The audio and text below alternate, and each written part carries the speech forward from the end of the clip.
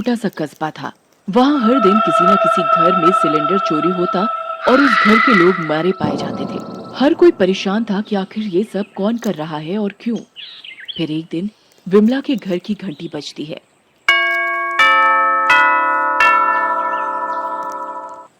अरे, इतनी दोपहर में कौन आया होगा? जरूर वो बगल वाली मीनू होगी। आई होगी चीनी या तेल मांगने। इसका रोज रोज का हो गया है। हर दिन कुछ न कुछ खत्म होता है इसके घर और मांगने चली आती है। आज मैं भी बहाना करके खाली हाथ वापस भेज दूंगी। विमला बड़बड़ाते हुए दरवाजा खोलने जाती है। दरवाजे पर एक गैस एजेंसी के कपड़ों में बंदा खड़ा होता है। हाँ जी, बताइए। जी, आपकी गैस बुकिंग थी। खाली सिलेंडर लेकर भरा सिलेंडर देना है। विमला मन में सोचती है, मैंने तो कोई बुकिंग नहीं की। शायद महेश ने की होगी। जी, सिलेंडर अंदर रखा है, मैं अभी ले आती हूँ। जी, आप परेशान मत हो, मैं खुद ले आता हूँ। विमला आगे चलने लगती है घर के अंदर। मौका देखते ही लड़का दरवाजा बंद कर देता है अंदर से और पीछे से विमला का मुंह बंद कर लेता है।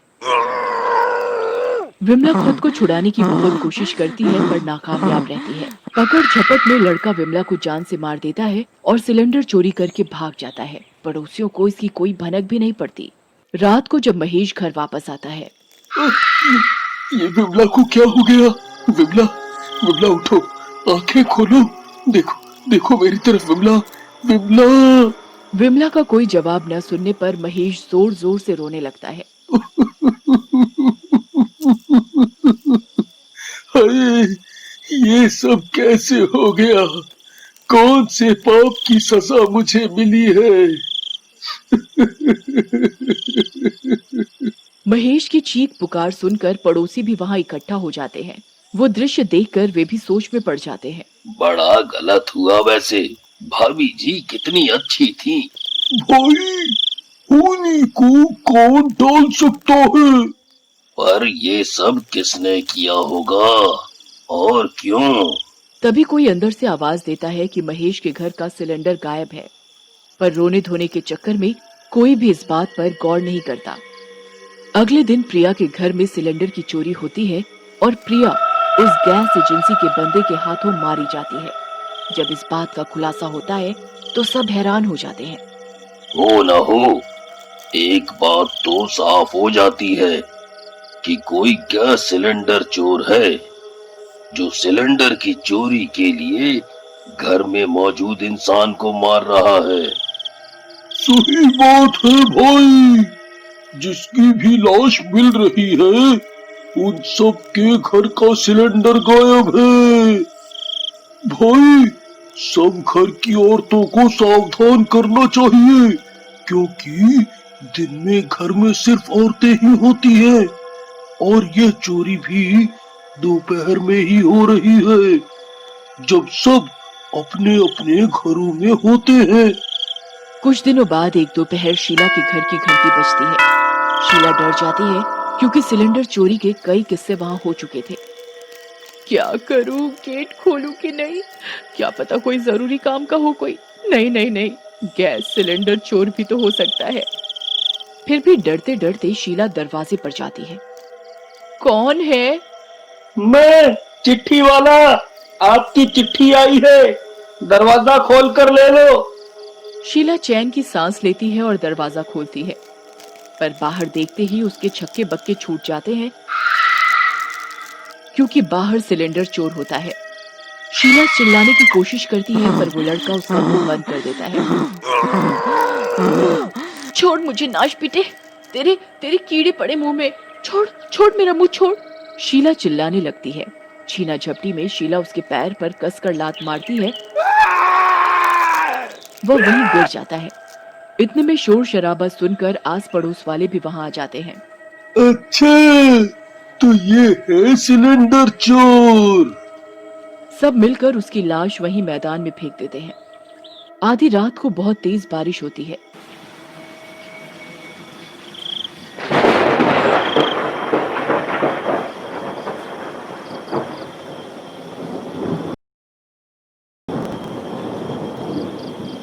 तभी वहां अजीब अजीब सी आवाजें आने लगी हैं।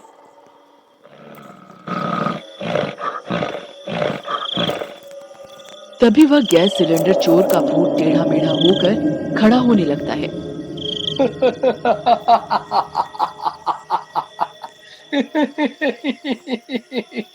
देखो दुनिया, देखो, मैं फिर आ गया। अब कैसे मारोगे मुझे?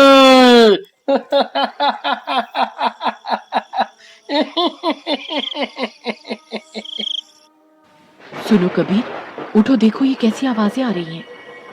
चल चल, चुपचाप सो जा।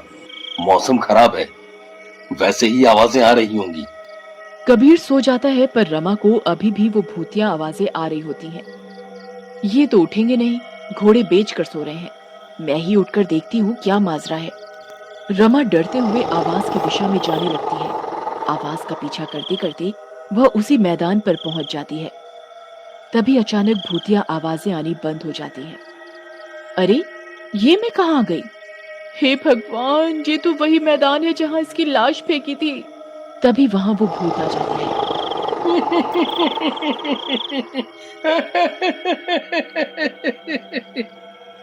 आ गई तू, बड़े काम आएगी तू मेरे।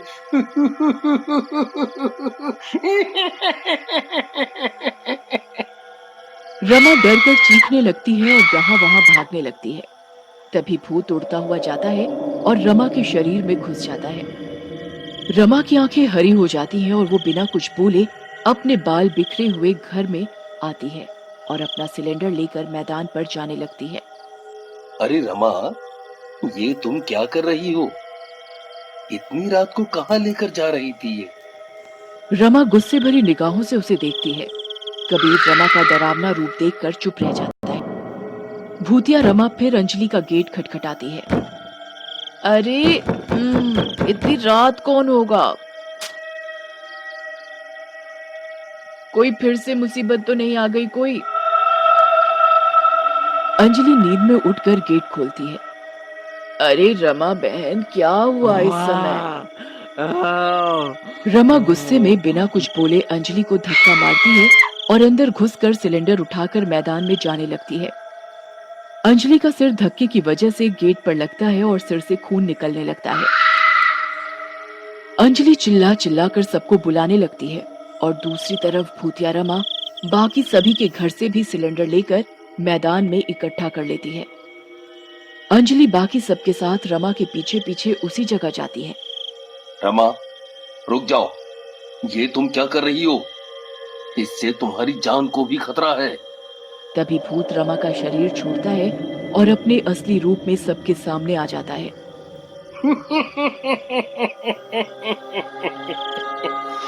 ये सब मैं कर रहा हूँ। तुम सबको क्या लगा कि मुझे मार डालोगे तो बच जाओगे? अब मैं अपना मकसद पूरा करूंगा। तभी भूत सारे सिलेंडर की गैस लीक कर देता है और पूरे मैदान में आग लगा देता है। अरे नहीं नहीं, ये क्या कर रहे हो? सब नष्ट हो जाएगा। तभी ऊंची ऊंची लपटें एकदम से पूरे मैदान को पकड़ लेती हैं और सब धीरे धीरे चलने लगते हैं। भूतिया सिलेंडर चोर, अगर हम मरेंगे तो बचेगा तू भी नहीं। और वह एक सिलेंडर उस पर भी फेंक देता है। बचाओ बचाओ, भगवान हमारी रक्षा करो, कुछ करो, ये लपटें हमारी चमड़ी अलग कर देगी।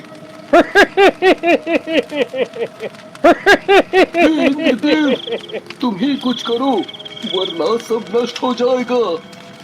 तभी अचानक बादल गरजते हैं और तेज बिजली कड़कती है और जोर की बारिश होने लगती है। धीरे धीरे सारी आग ठंडी पड़ने लगती है। धन्य हो तुम ईश्वर, अपनी सृष्टि की रक्षा करने के लिए कोटि कोटि धन्यवाद। तभी नजारा देखकर सब दंग रह जाते हैं। अरे अरे, मैं जल रहा हूँ। इस बारिश से मेरी आग क्यों नहीं बुझ रही? बचाओ बचाओ। अरे ऊपर वाले की लीला तो देखो, जिसने सबके लिए गड्ढा खोदा वो खुद उसी गड्ढे में गिर गया। और देखते ही